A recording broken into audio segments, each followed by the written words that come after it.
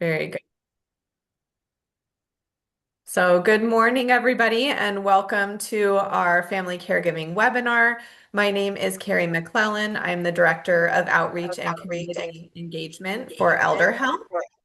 And today's topic, we will be talking about coping with personality and behavior changes.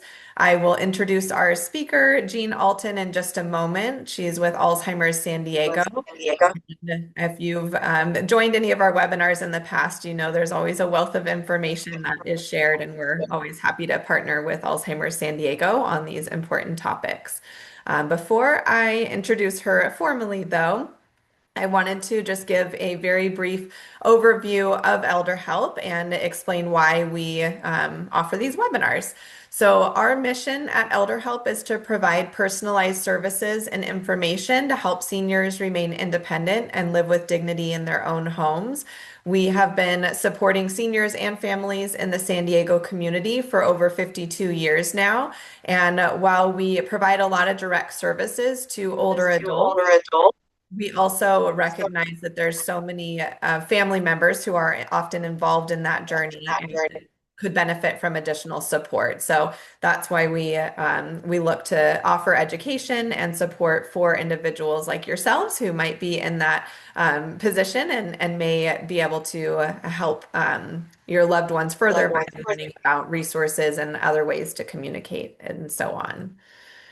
Brief about the services that we provide. We offer information and referrals, so connecting people with resources. We also offer a daily check-in call program called Are You Okay? We offer food pantry delivery service, care coordination, as well as volunteer services and transportation program, roommate matching program through our home share, and then our family caregiver support. So, through our family caregiver support, we want to be bringing different topics to family caregivers. We understand that you're often busy and managing a lot during the day, and so we do record all of the webinars, and they can be found on our website. So, if you're not able to attend one of them, please know that you can come back and check our webinar library on ElderHelp's website to view those later on. We've also created 5 online courses that help family caregivers understand what it means to be part of that journey and how to create a care team, what resources might exist. So I encourage you to check those out on our website as well. And then I did want to highlight a new program. It's a new division of ElderHelp. We started last fall called NaviGuide San Diego. And through this program, we have a NaviGuide support coordinator who can work directly with seniors and families to coordinate care and make sure that you have all of the different services that might be needed in place. And so that NaviGuide support coordinator is available to walk you through that process and to be that support when it's often overwhelming to make all of those decisions on your own. So that's a new option. We're, of course, grateful to partner with Alzheimer's San Diego. And then we always do want to mention Southern Caregiver Resource Center is another option for people to receive support in the community. So with that, I will introduce our speaker, Jean Alton, with Alzheimer's San Diego. And we're really grateful to partner. Their expertise is helpful in so many situations. And we find that many family caregivers who are reaching out to us at ElderHelp are caring for a loved one living with dementia or Alzheimer's disease. And so it's helpful for us to bring this education to you.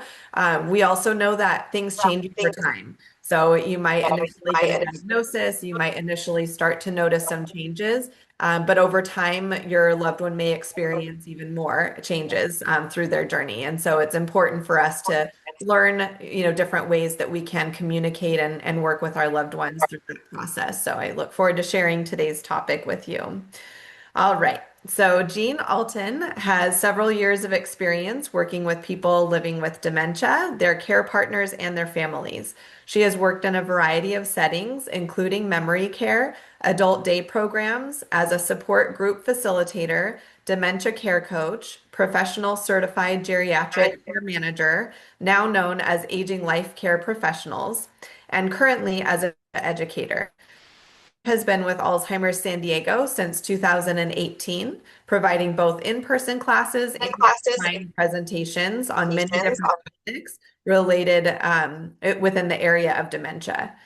Jean has a bachelor's degree in psychology and recreation therapy for the aging population, and she is also a Know positive approach to care certified independent trainer.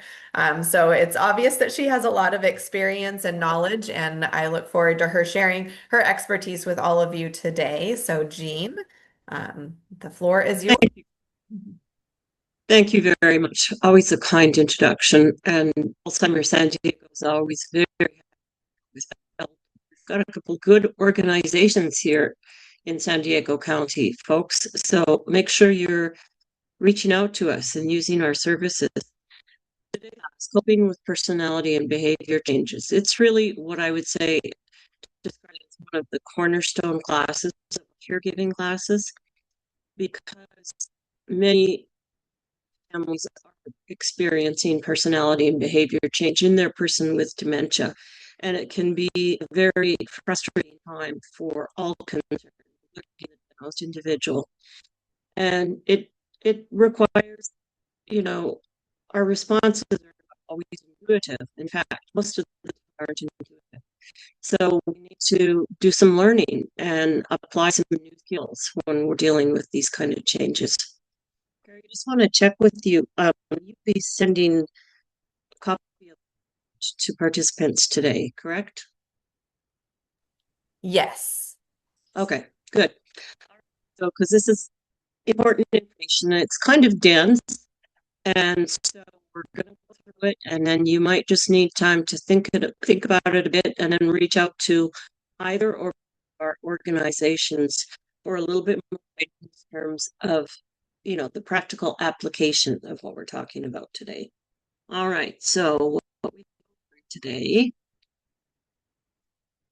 is we'll talk about the changes that are occurring, and we're going to present you the idea strategy and what that entails and what it's all about. And then I'll wrap up with a little bit about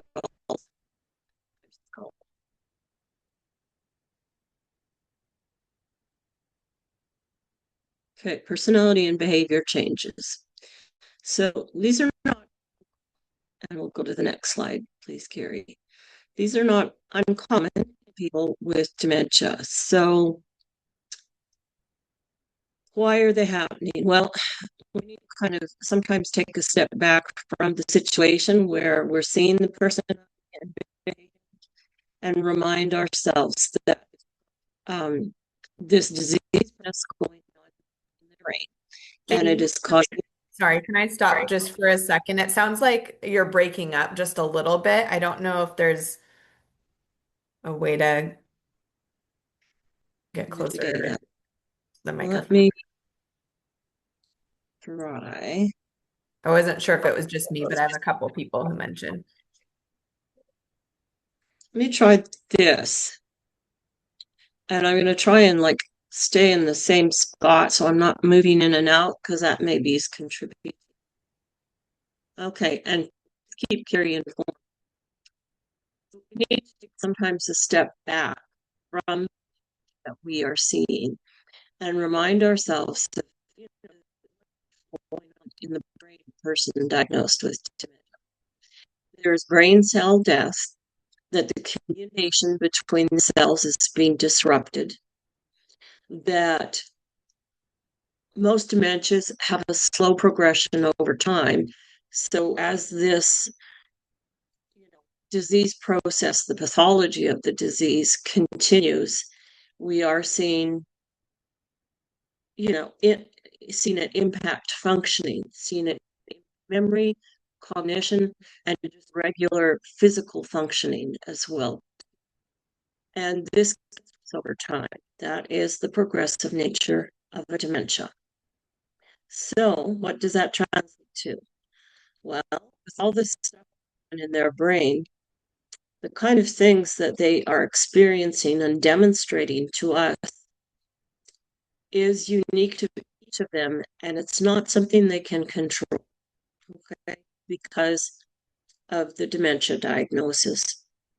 So for you and I, dementia, if I get mad at a family member, at my husband, and I give him the silent treatment, um, I know what I'm doing. I'm aware of it. I know why I'm doing it. Now, it might not always make logical sense. When we examine it, there's an explanation for the behavior, and the person who's exhibiting the behavior can give you kind of the what's and whys of it. Our folks with dementia can't do that. This is something likely as confusing to them. So we have to just remind ourselves that really kind of constantly. Let's try the next slide. How's the volume? Is it a little better? It's still It's still coming in and coming out. in. So one of the things we always say is when you are in the midst of dealing with a personality or behavior change, just stop and take a deep breath, literally a deep breath, and do that 3 times over, in and out, in and out. And what we're really doing is doing a reset on ourselves, because most of us, when we're dealing with a behavior or personality change, are having our own reaction to it as well too. So we have to practice trying to be calm and to think, in a more logical and global way of the person with the dementia. And that usually means just stopping and taking a deep breath. Let's go to the next one. So the person with dementia may experience any of these things on this list. What I can tell you about them is I've never, throughout the course of my career, had somebody diagnosed with dementia exhibit all of these behaviors at the same time. They may have a couple of behaviors going on at the same time, but usually not all of them. Usually, these types of behaviors and changes are kind of a little bit in nature, that they go on for a period of time and then they stop occurring. And the reason they stop occurring is because of their disease progression. Right? So it's a mixed blessing having disease progression, because it does mean the person is getting worse, but it also means some things that have been occurring, them being suspicious and paranoid, just falls by the wayside. Seeing experiences that aren't real, having hallucinations, just falls by the wayside. People, mood and personalities tend to kind of even out over the course of time. So these are usually phases of behavior. I guess I'm going to mention just a couple of the ones quite common is the repeating questions. I'm sure all of our participants have experienced that. And of course, it's not that question is being repeated to us once or twice. It could be 20, 30 times, 50 times. What are we doing today? What are we doing today? And it's because one of their disabilities is impaired memory. They can't capture information. And then sleep problems are also something that's pretty common. And I always say that if a person with dementia isn't sleeping through the night, I will guarantee you that the caregiver is also not sleeping through the night. So it's two people whose sleep cycles are being disrupted. And that could be a real serious problem for everybody. Being suspicious and paranoid, I've seen a fair amount over time. And, I'll try and attempt to explain that when we move on looking at the ideas. So then, if you're in the midst of a behavior and personality change that is really frustrating to you and to the person with dementia, contact either or both of our organizations and coaching and how to manage that situation. and hang on to thoughts that likely a phase that will come to, kind of fade away into the background course of time. Okay, let's try our next slide. I'll switch this side. We're still having some difficulty hearing you, Jean, but I don't know that there's any changes on your end for the sound that I think it might just be Um, the I, I mean, I've kind of looked at it I can do. I'm sorry, folks. I know it's frustrating. You could maybe put closed captioning on though too, where what I'm saying is to be translated into language at the bottom of the screen. Okay, that. so all Yeah, all right, I can try to find that. that it says show captions. It's in a little box that says see. All behavior has meaning. And what we need to do is kind of put on our investigators' caps to say to ourselves, so what is behavior meaning? What are they trying to say to us?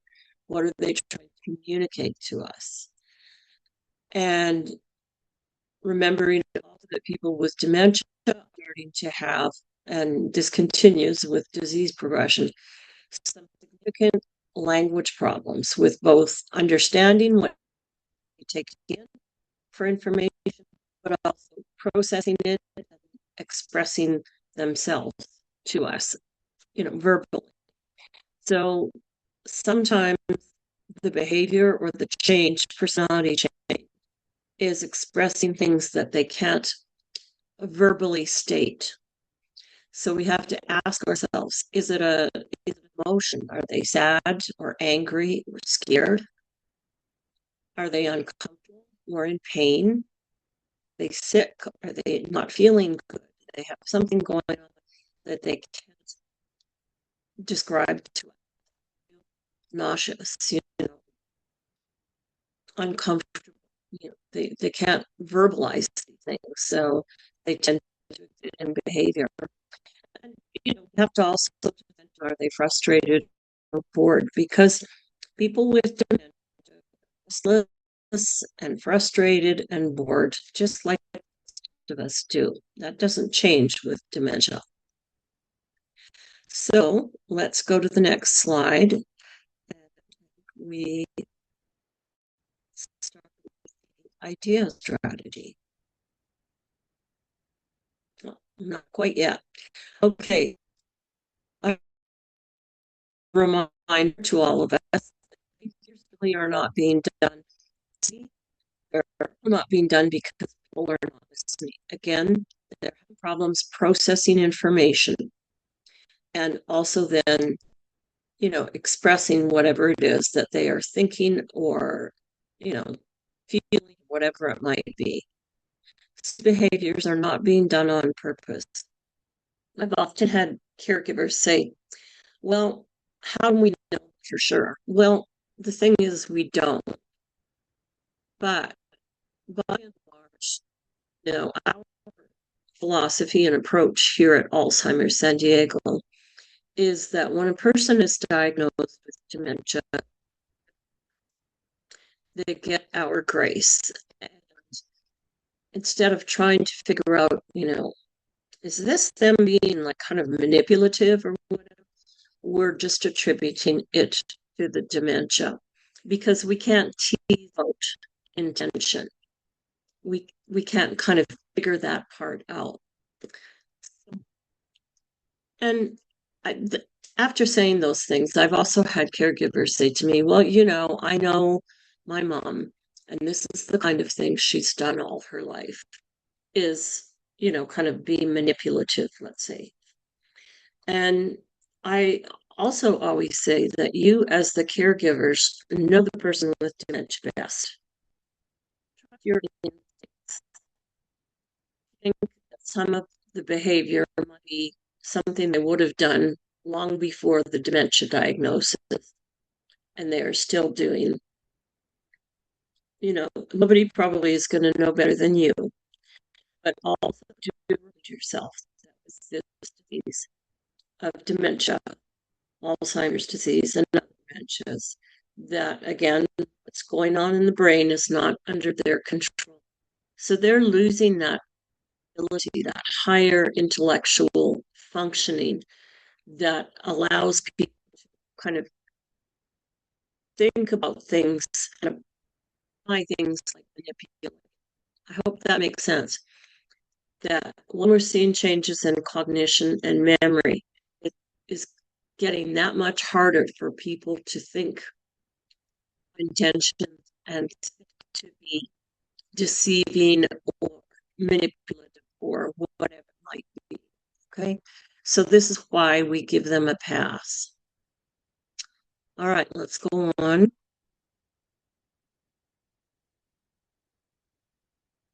We do want to make a note that behavior and personality that are a part of the disease process, the dementia, are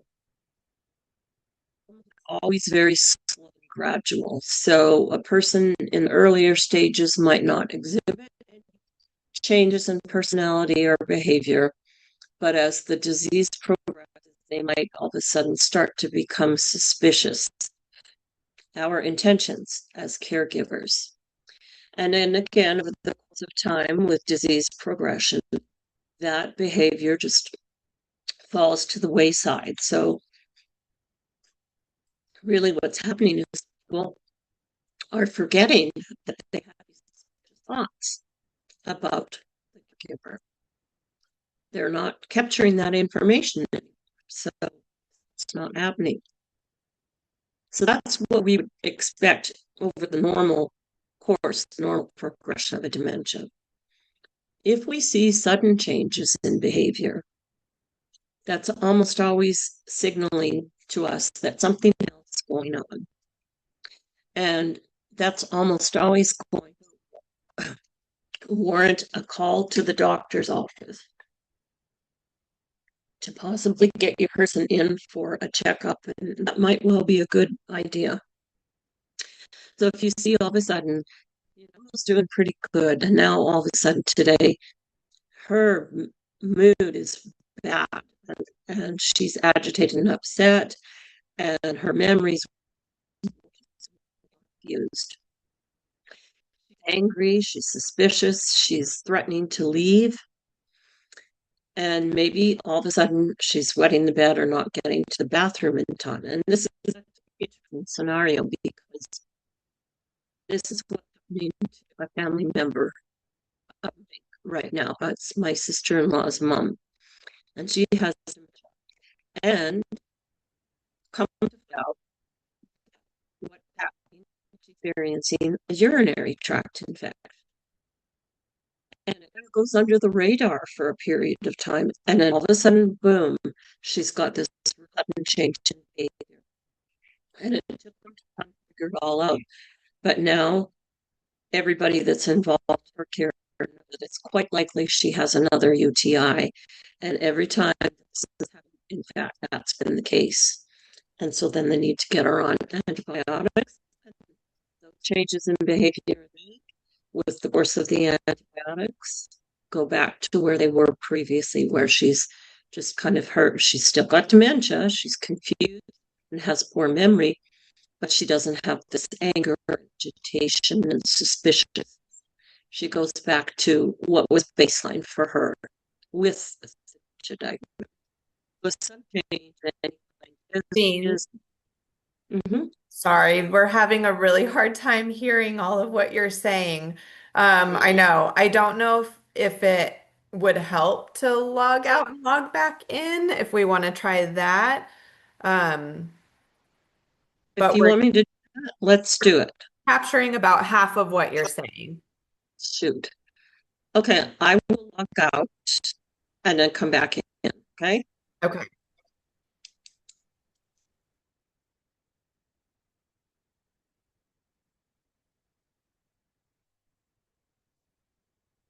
Right. Mhm. Thanks for your patience, everyone. Gosh darn it, this is frustrating for all of us. Okay, so basically what I was just saying with this slide is that any sudden change that's pretty significant is a red flag. Get on the phone to the doctor to get the person in for a checkup because I mean, I'm not a doctor. I'm assuming majority of you folks aren't either. I don't know if mom has a UTI or not. And I'll tell you, I had this experience also with a client of mine who was a really lovely man who was kind and easygoing, and there was just never any sort of issues or challenges with him. And his family ended up placing him in memory care, and I was helping them with all that transition. And after about 4 days in memory care, his mood just changed like that. He was angry and upset and combative and up during the night. The facility memory care staff didn't know what was going on. The family didn't know why this change had happened. We were all just struggling with it. So we got him in to see his primary care physician, and this is what we discovered. And, this is a story that has more to it, but the bottom line is this gentleman hadn't had a bowel movement for 4 or 5 days. And so he was terribly uncomfortable, never mind the toxins that were building up in his system. And, that was the reason for the sudden change in mood and personality and behavior. And so once we got him going again and everything regulated and being monitored, he was fine. He went back to being his kind of normal, happy self. So as I say, there's more to this story because in this instance, like memory care staff should have been tracking was he having regular bowel movements or not, but they weren't. But these are the kind of things that can happen, and they can happen in our own homes too. So keep that in mind. Sudden changes, get to the doctor. Next slide. Okay, the idea strategy, and we'll move right ahead, Carrie. So, idea is a 3-step approach. Okay, and the ID stands for identify the behavior. The E is to explore why it's occurring. And the A is to adjust our response because they can't change what's going on in their brain. Now, I do just want to point out in the corner, you'll see this whole idea in the lower left corner, this whole idea strategy was developed jointly by Alzheimer's LA and a grant through ACL. And, so we have to give credit to those folks for this whole strategy that we talk about, idea. So identify, explore, and adjust. All right, next slide. Okay, when we identified the behavior, we need to try and be specific. How would we describe the behavior? Do other people see it the same way we do? It's always good to put our heads together with others who also work closely with the person with dementia. And then ask ourselves, does the behavior bother your family member? Does it bother you? And how does it bother you? I had a family I was working with. Mom had dementia and daughter was the primary caregiver. Mom had been a lady who was always, paid close attention to and took pride in her grooming. Her hair was done, her makeup was on, her nails, she had her jewelry, her outfit matched, all these things. Over the course of time and with the dementia, these things started to matter much, much less to the mom. And so she started, not putting her makeup on and not combing her hair. She started wearing outfits that didn't match. She was starting to get food dribbles down the front of her tops. which she had never had before. And this was super distressing for the daughter, and understandably so, because her mom was changing right before her eyes. This woman who she loved and who had always taken, such pride in her appearance and grooming now seemed like she didn't care. And it took some time and talking and coaching. But when we kind of got to the other side with it, the daughter understood that this particular behavior wasn't bothering her mom. Her mom didn't see these changes. She wasn't upset by it. She wasn't standing in front of the mirror and fussing over how she looked. It wasn't bothering anybody else in the family, but it was really bothering the daughter. So it was her issue. And, at the end, it was a grief issue. She was grieving the loss of this mom that she knew that was slowly disappearing. And, but at the end of it, she came to the realization that this was not something that she could change, that the disease was in control, but that it was also something that she needed to let go. So it's important we stop and ask ourselves these questions and think about how we're responding to them as well too. So we're going to explore that a little bit more. So let's see the next one. Okay, why is the behavior occurring? The explore. What is the meaning? What is the cause? What are they trying to say or do? So here's the example that I often use. Let me just get a little prop. Okay, here's my wallet. And in my wallet, I have my identification. I have some different cards, credit cards. I have some money. I have a couple of notes with phone numbers on them. So this is important. My wallet is very important to me. And if I lose it or anything happens to it, it's going to be a real hassle for me and I'm going to be really upset. Now, let's imagine I have dementia. And so I know my wallet is really super important to me. So I'm going to tuck it away. And I'm a little bit worried because, I'm just got a little bit suspicions about some of the people that are in, this building. And so I'm going to put it away somewhere really safe. So I'm going to put it over here in a desk drawer. And there it is. It's in there because nobody will think that it's there. If they come in and are looking for my wallet, they're going to look in my purse, right? Okay, so then I get on with my day and everyone else does too. And now I'm ready I need my wallet and I'm ready to move around the building. So I pick up my purse and I look inside of it and I see my wallet's gone. Well, where's my wallet? Who took my wallet? It's not there. It's where it always is. It's my purse. I have dementia. My disability is memory loss. I've forgotten that I hid it away somewhere. So, in the mind of a person with dementia, it is reasonably logical to make the assumption that because my wallet's not in my purse, that somebody has taken it. So that's the kind of thing we need to do to explore and to consider how they may be seeing things and viewing things. Okay.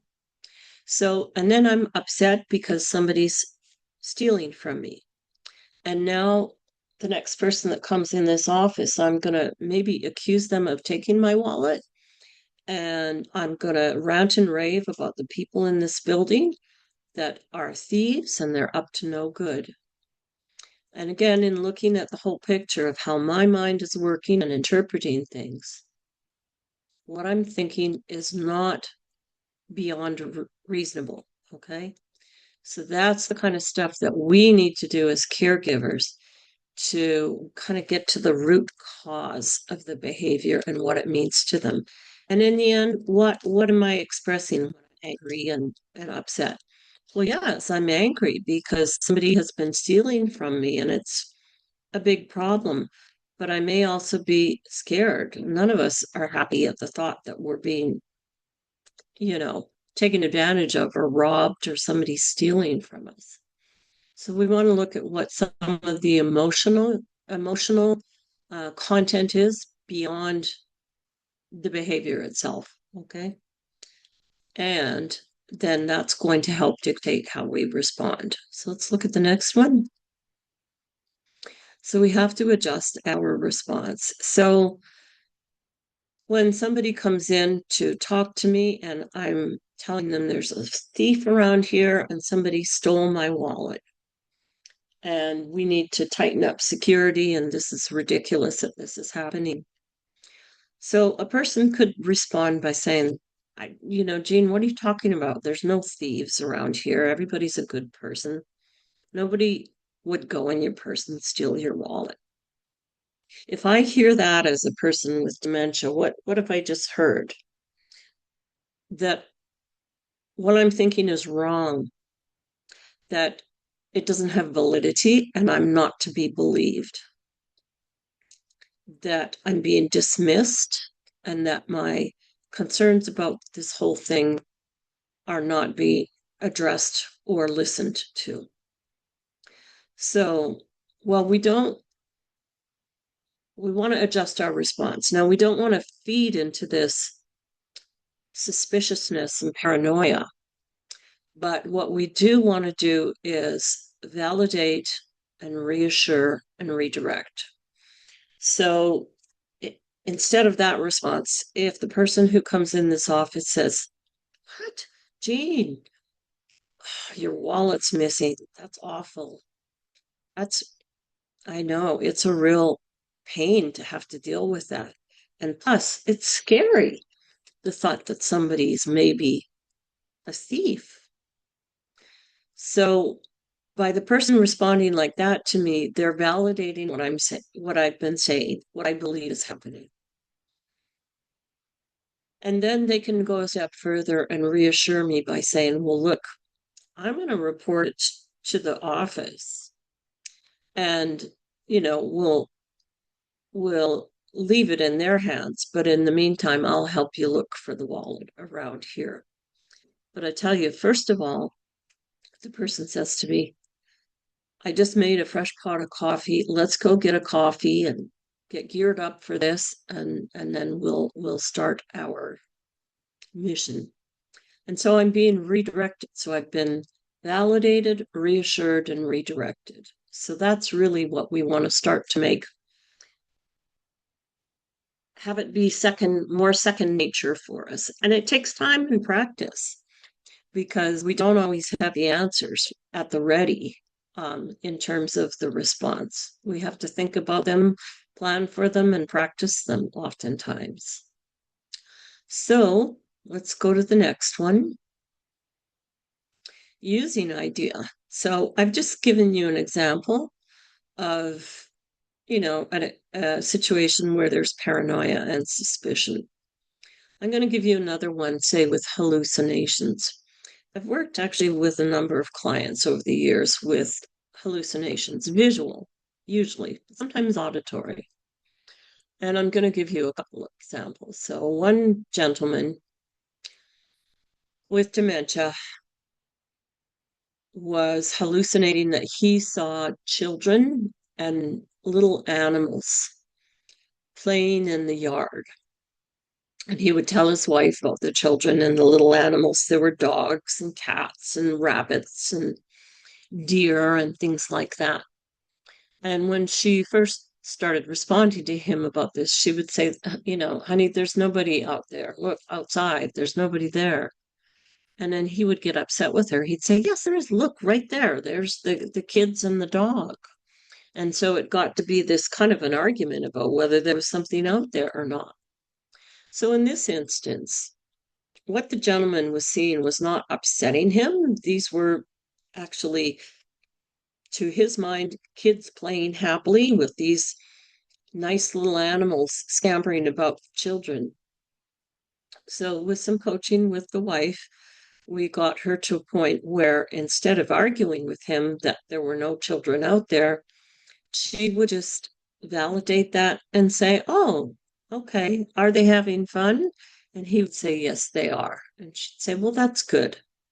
Come on, I've got a fresh pot of coffee in the kitchen. Let's go get a cup while the children are playing.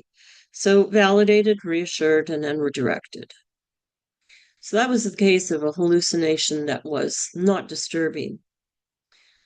Another case was where the individual with dementia thought there were people hiding in the home, especially around, later in the day. And the person with dementia would tell their caregiver, there's somebody hiding behind that curtain. I can see movement. I can see their feet. So again, then the caregiver would go over and pull the curtain back and say, there's nobody there. There's nothing to be worried about. There's nobody there. And it got into this back and forth. And this was a disturbing hallucination for the person with dementia because it was frightening, kind of made the person feel like there was a criminal and this was kind of a sketchy person hiding in the house. So again, over the course of time, adjusting the response and kind of examining what was the person seeing, what was the person with dementia, and what were they experiencing. Well, come to figure out that it was later in the day when the day was starting to end. It was going from dusk to dark. And sometimes the windows were open, so the curtains would move a little bit with the breeze. And so the shadows would shift as well, too, the shadow from the curtain. And so what this person with dementia was seeing was the result of all of this, the changing of light of day to dark, movement of the curtains. And they were interpreting it as being a person that was standing there. So the response, once this was kind of all figured out by the caregiver, the response was, first of all, they tried to stay on top of things so that come toward the end of the day, they made sure the windows were all closed, the curtains and or the blinds were drawn, and lots of lights were on in the house. But if the caregiver forgot to do that, and the person with dementia was saying, there's that guy is back, he's standing behind the curtains over there, the wife would validate that and say, okay, which curtain is it? Can you tell me? And he would say, well, this one over here. And she would say, okay, I'm going to check it out. And she would go over and kind of shake the curtains and say, hey, get out of here. And then she'd shut the window. And then she'd come back to her husband and say, I think I chased him away. He's gone. So, but we'll keep an eye out. So, and, again, I'll just say, in the meantime, I made a fresh pot of coffee. Let's go get a cup. So again, it's validating, it's reassuring, and then it's redirecting without getting into this back and forth business, which often happens. I hope these examples make some sense. I also hope you're all hearing me better. Yeah. Okay. All right, let's move on to the next slide. And what I suggest you do is do a practice session in your own mind or with other family members where you talk about these situations that occur with your person with dementia and literally sit down with pen and paper and put idea to work. What is the behavior? Identify it. What might be causing the behavior? Explore what it might be and adjust. What would be some different ways we can respond to this situation? I think it's good having kind of more heads together on it because we all kind of see things differently and think of things differently. And so sometimes somebody else presents us an explanation for us that we hadn't considered. So I think it's really good to put our heads together when we're brainstorming this idea strategy. So I really strongly encourage you to start make it an intention to put practical use to this idea strategy and do some planning ahead. Don't wait till you're actually in the situation. Sit down and do some planning when the situation's not occurring. But your person with dementia. Think about what are the things that cause a problem. When we're going to go see the doctor. She always tells me I didn't tell her about the doctor's appointment. She says she doesn't want to go. Well, what are some different ways that we can, identify this situation and look at what is causing the responses that we're getting from her about seeing the doctor and what are some different ways to respond. I will say too that kind of a partner class to this one is our class called Communication Skills. And it is a really good class, and I would also call it a cornerstone caregiving class. That if you've never been to communication skills or watched it in our webinar library, please do. And even if you have seen it before, go for some refreshers. I think everybody who's a caregiver for someone with dementia needs these refreshers. And it can be really helpful to just connect with other caregivers to gain other ideas and perspectives as well too. All right, let's see the next one. So these are the reminders. Behavior is usually a form of nonverbal expression. Something is going on. What is it? Look for those changing facial expressions or repetitive movements.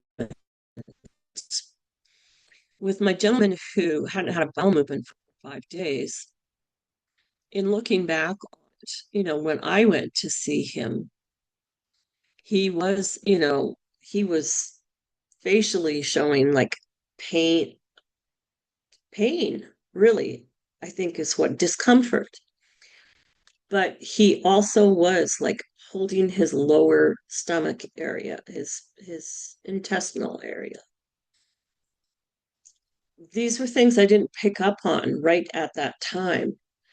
But after the visit to the doctor's office, it became clearer to me. So we have to really look at things closely and again with very much the investigative hat on our heads. Don't rely on them to communicate an unmet need. In this case, this gentleman, he wasn't able to communicate that he was uncomfortable and hadn't had a bowel movement in 4 or 5 days.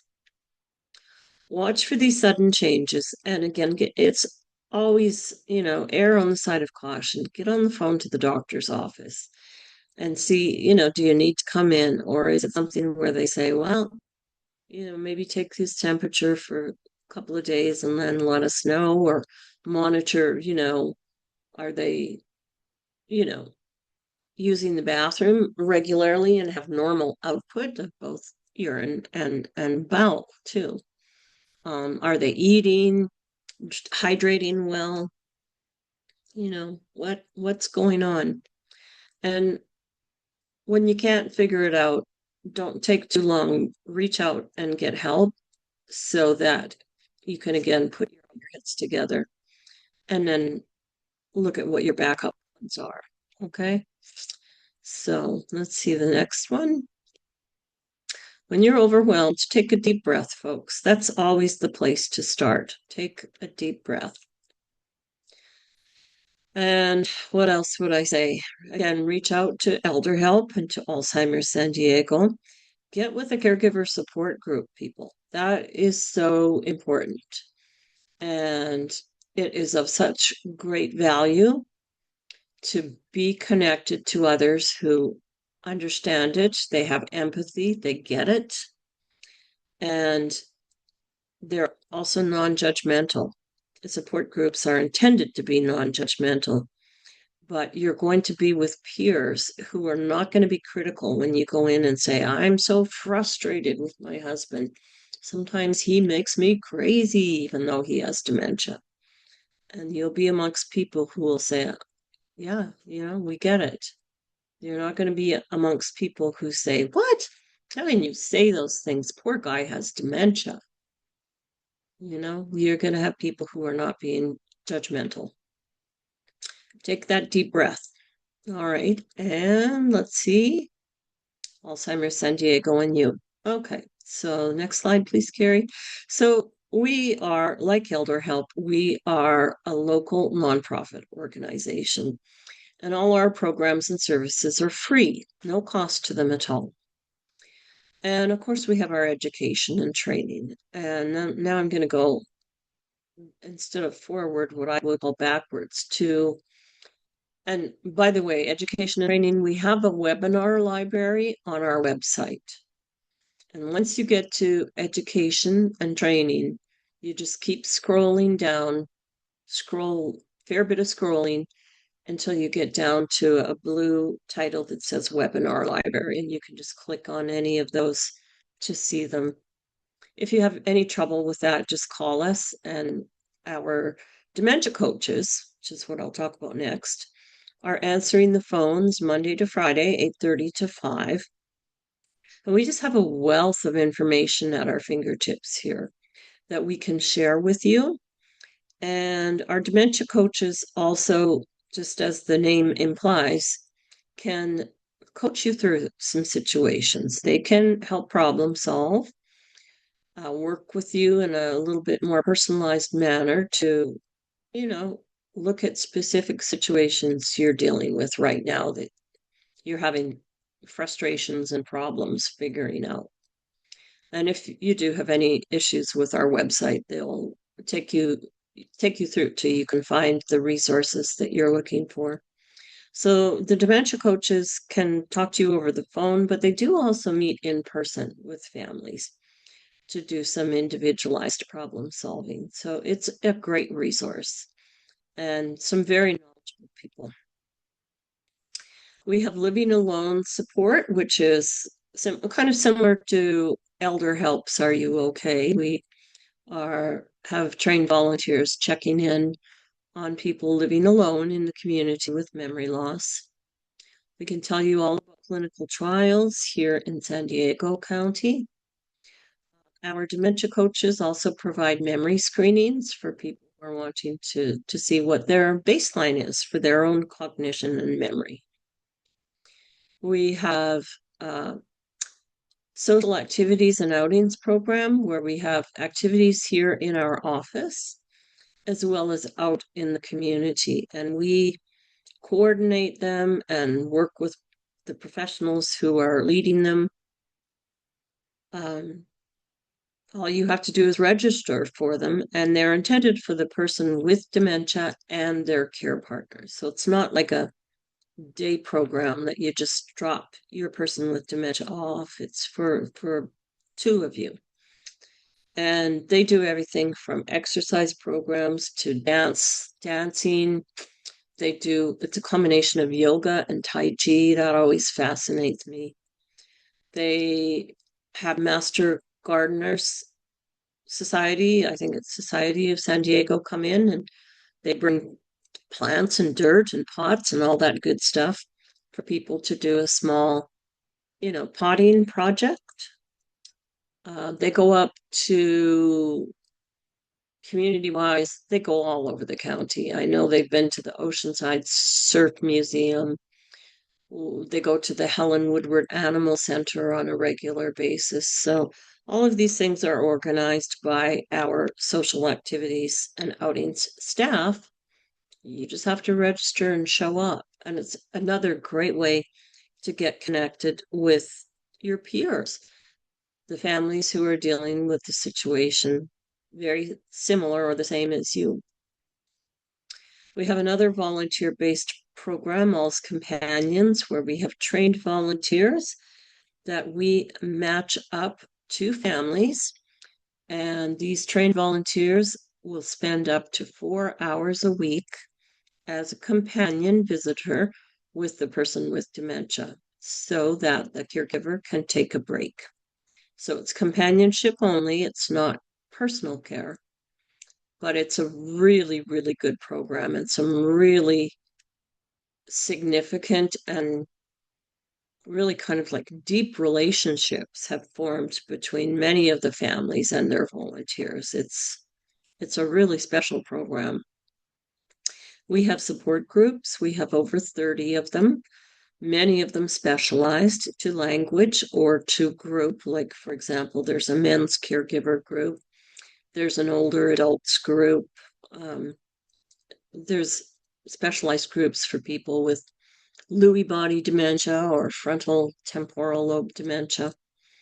Some of them meet virtually. A majority of them are now meeting in person, but we can find a support group that will work for you. So call us. Our number is 858-492-4400. And our website is alzsd.org.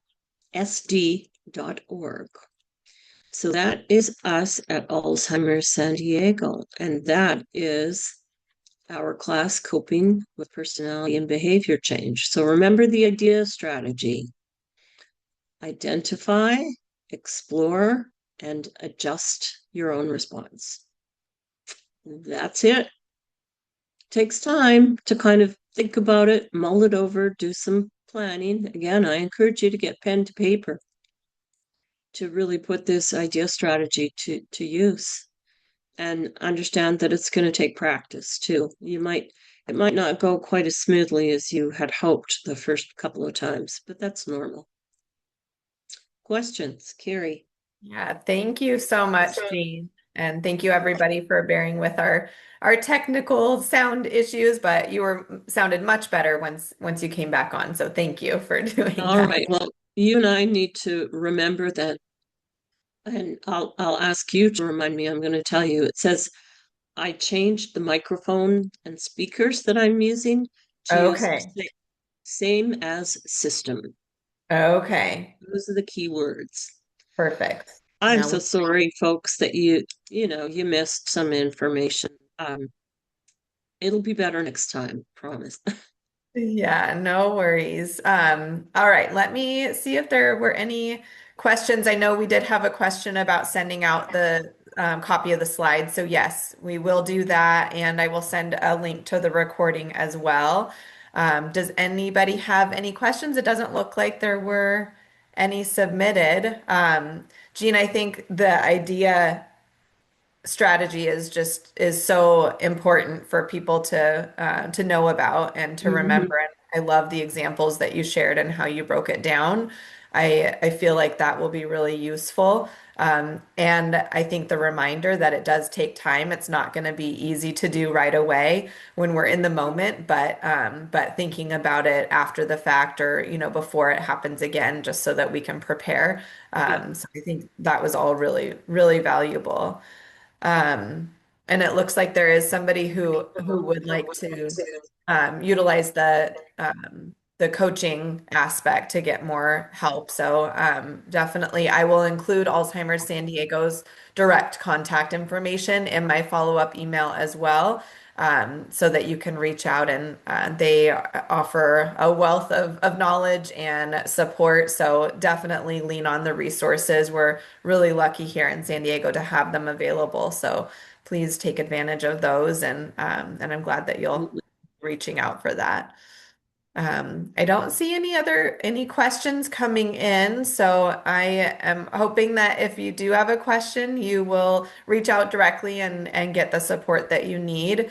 And thank you all so much for being here and for joining the webinar and again managing our technical difficulties there for a short bit. But I hope you found the webinar helpful and the information useful for your situation. So thank you all so much, and I hope you have a good rest of your day. Thank you, Carrie, and thank you, ElderHelp. Thank you, folks, for being with us today. Reach out to our organizations. Yeah. That's what we're here for. Yes. Thank you. Okay. Take care, all.